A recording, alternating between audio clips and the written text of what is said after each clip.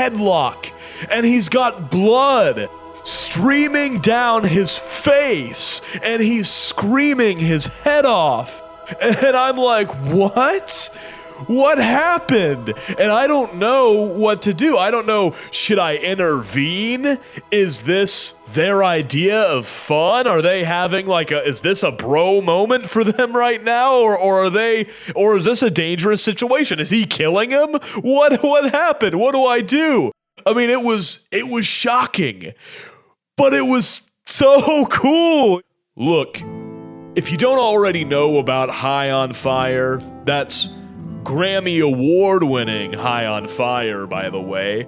If you don't already know about them, then somebody's gotta tell you about them, and if anybody's gonna tell you about them, then it might as well be me, because on a handful of occasions, I have been up close and personal with Matt Pike's shirtless, godlike physique, and it's always a rip-roaring good time. I will never forget the anticipation that I felt the first time that I saw them. I was in Las Vegas at a music festival. There were Las Vegas things happening. There were music festival things happening. I was getting a little carried away.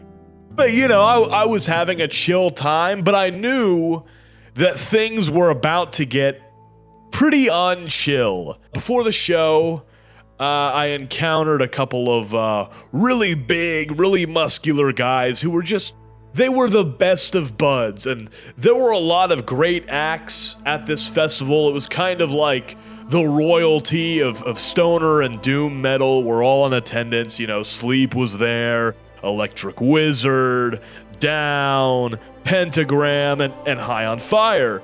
And which, High on Fire, you know, they kind of sound like if Sleep and Motorhead had a baby who was an orc or something. But anyway, these two really big, muscled up guys who were just best buds, they were really excited about High on Fire. They had traveled really far specifically for High on Fire, and they were so excited about it that, you know, it was contagious. I was already excited about it, but being around them and how giddy they were and how amped up they were to see High on Fire, it made me feel all the better about seeing them. So anyway, you know, the house music gets cut off, the lights get killed, it's darkness, and people start cheering, but my anxiety starts to rise a bit, and it's totally dark, and the darkness, the silence, it kind of drags on, and the anticipation rises, and it drags on a little bit longer, and the anticipation rises, and, you know, I get this anxious feeling like what's about to happen, you know, and the darkness still continues on, and the silence still continues on. And then a voice calls out from the darkness, and it's Matt Pike. And he sounds villainous. He sounds like a villain from like Lord of the Rings or something. And he gargles into the microphone. He says, "Come closer." And I'm telling you, it gave me goosebumps. My hair started standing on end, and everybody behind me just surges forth, and I get carried away, I get carried forward, and the music starts, and the music was like this total onslaught, man. The drums, they thundered like legions of incoming cavalry, and Matt Pike, you know, on the guitar, he's taking turns between bludgeoning you with these like sledgehammer-like riffs, or melting your face off with laser-like guitar solos, and he's gargling into the mic, and he's shrieking out like a frenzied warlord, calling out battle commands, and the mosh pit really did. It's like it devolved into this medieval fray. And like, if you're not prepared for it, if you're not going in there like battle ready, then you're gonna get run the fuck over. I mean, there's no way around it. You know, it was what it was. It was f***ing intense, man. I remember Rumors of War was playing, great song, but it was getting to be a little intense, a little much for me. I had to step away from the mosh pit. You know, sometimes you gotta step away and kind of catch a breather, collect yourself. So that's what I did. I walked away from the mosh pit, and I'll never forget I heard this blood-curdling scream from directly behind me, and I turned around and I saw something that is still with me to this day. It's still burned into my brain, still etched into my mind. I can never forget it. I turned around and I saw these two best friends, these two muscled-up metalhead chads who were the best of friends. I turn around, I see these two best friends, and one of them has the other one in a headlock, and he's got blood streaming down his face, and he's screaming his head off. And I'm like, what? What happened? And I don't know what to do. I don't know, should I intervene? Is this their idea of fun? Are they having is this a bro moment for them right now? Or is this a dangerous situation? Is he killing him? What happened? What do I do? I mean, it was shocking. But it was so cool, in hindsight. I mean, at the time I was like, oh, what do I do? But looking back, it's like, man, that was so cool. I hope they were having fun. I hope that was them having a good time and bonding over some High on Fire. I really hope that was the case. I'll never know. I'll never know what was the motivation behind that. I didn't intervene. As you may expect, the band pretty much always closes with their best song, Snakes for the Divine, which, when you hear it live, it will solidify in your mind that it really is one of the greatest heavy metal songs ever written.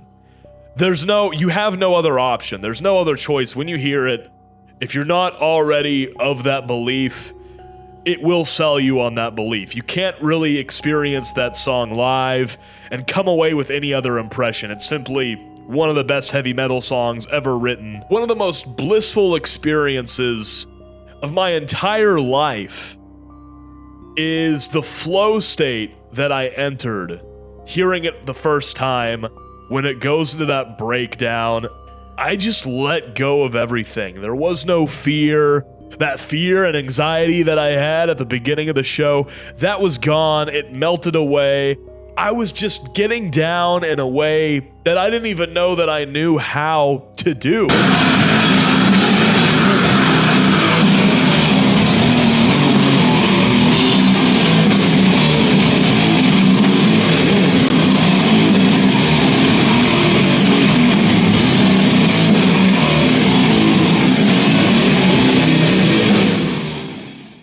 I was just getting jiggy with it, just letting go of everything and just letting the music move me. And it's one of the best experiences that I've ever had at a concert. It really was magical. Since that first time, I've seen them pretty much on an annual basis since then.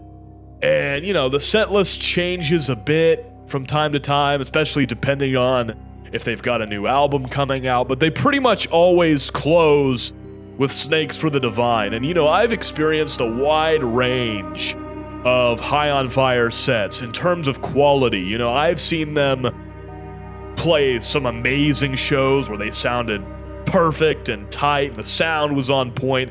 I've seen them where admittedly, the mix was a little muddy. I've seen them have sound issues. I've seen Matt Pike not necessarily have the best performance on vocals. I've seen them, there have been songs where you can't even hear them on vocals, the mix is so bad. But I've seen them put on great shows. I've seen them put on some kind of bad shows. But no matter what, when they close with Snakes for the Divine, it's always a tremendous, fabulous time. No matter how drunk or how high or how sober or how tired I am, no matter how the show has gone or how the day has gone or how the weekend has gone, no matter what, when that last song plays, when they fire up Snakes for the Divine, I always am gonna have a good time. I always am down with it.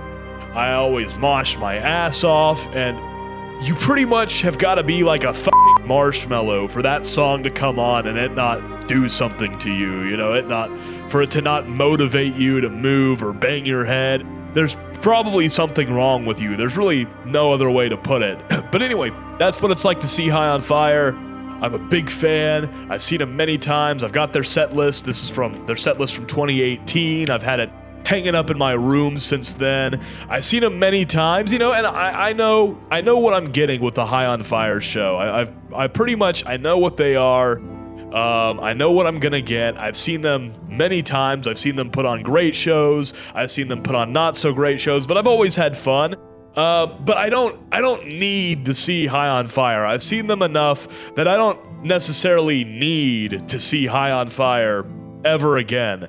But damn it, I will. I will see them again because I want to, because it's fun every time. So I will sign up for it every time that I get a chance. If it means that I'm gonna get to mosh to Rumors of War and get to hear Snakes for the Divine again, I'm gonna do it. I'm gonna sign up for it every chance that I get because it's awesome.